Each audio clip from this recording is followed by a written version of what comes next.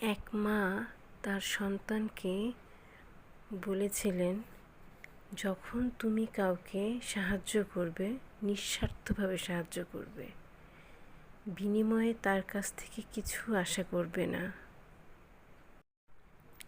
জীবনে এমন কোনো কাজ করো না যাতে করে তুমি অথবা তোমার পরিবার সবার কাছে ছোট হয়। কারো কাছ থেকে নেয়ার চাইতে দেয়ার অভ্যাসটা করো, কারণ প্রদানকারীর হাত সবসময় উপরেই থাকে। এবং তোমার আচরণ এতটা সুন্দর করো যাতে তুমি এবং তোমার পরিবার সম্মানিত হয়।